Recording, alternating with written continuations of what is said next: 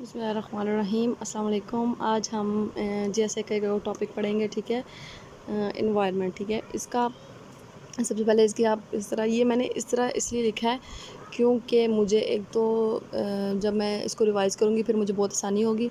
दूसरा ये है कि जीएसए के पेपर में आपको कोई रिस्ट्रिक्शन नहीं होती कि आप इनको फ़्लो चार्ट की फॉर्म में नहीं लिख सकते, आप इनको इस तरह फॉर्म हेडिंग्स की फॉर्म में नहीं। बाकी तो जितने पेपर्स हैं उनका एक प्रॉपर फॉर्मेट होता है, तो उसको अपने फॉलो करना होता है, लेकिन इसमें इस तरह का कोई नहीं है, तो इसको आप अपनी मर्ज़ी से प्रेजेंट कर सकते हैं, ठीक है।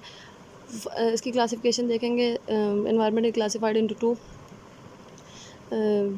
लाइक फिज़िकल एनवायरनमेंट और लिविंग एनवायरनमेंट। फ़िज़िकल को हम एबायोटिक भी कहते हैं और लिविंग को हम बायोटिक भी कहते हैं।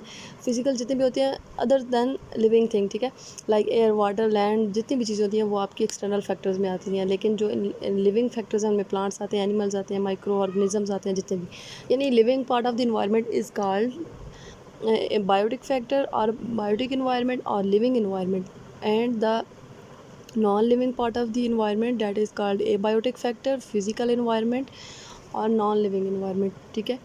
अच्छा जी, कंपोनेंट्स देख लेते हैं। कंपोनेंट्स इन्वायरमेंट में जितनी भी आपके इर्द गिर्द जितनी भी everything in your surrounding is called environment, clear.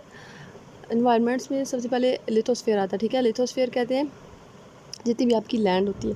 Biosphere कहते हैं जितनी भी लैंड है पर वहाँ पे जितनी भी लाइफ एग्जिस्ट करती है। It is the sphere where life exist, is consist of 3, lithosphere, hydrosphere and atmosphere. Lithosphere land को बोलते हैं, हाइड्रोस्फीयर वाटर को बोलते हैं, एंड एटमॉस्फेयर जो है वो एयर को बोलते हैं। हाइड्रोस्फीयर अब क्या है? It is the total amount of water on planet. It includes water that is on surface of the planet, underground, ठीक है, जितना भी पानी है, लाइक अंडरग्राउंड है, फ्रेश वाटर है, लाइक ओशंस में है, लेक्स में, फ्रोज़न है, जितना भी है, लेकिन वो वाटर है। अब यहाँ पे इसकी क्लासिफिकेशन भी दी हुई है। साल्ट वाटर जो है वो 97% है, फ्रेश वाटर जो है वो 3% है, ग्राउंड वाटर 30% है, 3% है, और फ्रोज़न वाटर जो है वो 69% है। सरफेस जो वाटर है वो हमारे पास सिर्फ 1% है। अच्छा जी, एटमॉस्फेयर जो है इसके आगे से 2 टाइप्स है, उसमें 2 तरह की गैसेस होती हैं, कांस्टेंट गैसेस और वेरिएबल गैसेस। अब कांस्टेंट गैसेस कौन सी होती हैं? Gases layer around surrounding the earth, nitrogen and oxygen are called constant gases, यानी जो चेंज नहीं होती, जिनकी क्वांटिटी जो है वो एयर में सेम ही रहती है। Change from time to time and place to place. जो गैसेस आपकी time to time, place to place change होती हैं वो वेरिएबल गैसेस होती हैं, like water, ozone and carbon dioxide. Like जैसे जैसे आप जाते हैं, कुछ जगहों पे आपके पास कार्बन डाइऑक्साइड होता है, कुछ जगहों पे आपके पास कार्बन डाइऑक्साइड नहीं होता। अच्छा जी, लेयर ऑफ एटमॉस्फेयर। एटमॉस्फेयर की कितनी लेयर्स हैं? 1, 2, 3, 4 एंड 5। सबसे पहले होती है troposphere. It is 12 kilometre from about goes up about, ठीक है, यानी ज़मीन से 12 किलोमीटर ऊपर तक जो है वो लेयर आएगी, वो आपकी ट्रोपोस्फेयर आएगी। यहाँ पे इसमें people live in this layer, लोग इसमें रह सकते हैं।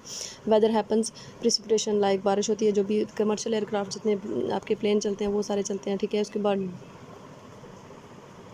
जो स्ट्रेटोस्फेयर ये होती है, ये 12 किलोमीटर टू 50 किलोमीटर होती है। इसी तरह यहाँ पे ओजोन होती है, ये हमें हार्मफुल अल्ट्रावायलेट रेडिएशन से बचाती है। इसी तरह अल्ट्रा वायलेंट जो हमारी रेडिएशन है वो extreme form of heat energy है, ठीक है, कि डैमेज कर सकती है, वो अर्थ का टेम्परेचर ज़्यादा कर सकती है। इसी तरह मेसोस्फेयर ये जो 50 टू 80 किलोमीटर तक ही आती है, ठीक है। ये मिडल लेयर ऑफ एटमॉस्फेयर है, यानी 2 इसके ऊपर है, 2 इसके नीचे है।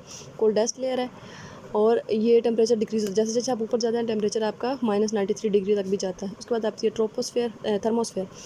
इसके नाम से ज़ाहिर है कि ये hottest layer of this atmosphere है, ठीक है। टेम्परेचर यहाँ पे बहुत हाई है, लाइक 2000 डिग्री सेल्सियस तक इसका टेम्परेचर है। एक्सोस्फेयर जो होती है वो लास्ट लेयर होती है, और यहाँ पर भी जो टेम्परेचर है वो बहुत ही हॉट होता है, ठीक। ये आपसे अलग अलग भी पूछ सकते हैं, फिर ये भी पूछ सकते हैं कि कौन सी लेयर में लाइफ एग्जिस्ट करती है, कौन सी लेयर में ओजोन एग्जिस्ट करती है, तो इस तरह से, ठीक है। एक छोटा सा टॉपिक था, तो मिलते हैं नेक्स्ट टॉपिक के साथ। थैंक यू, अल्लाह हाफिज़।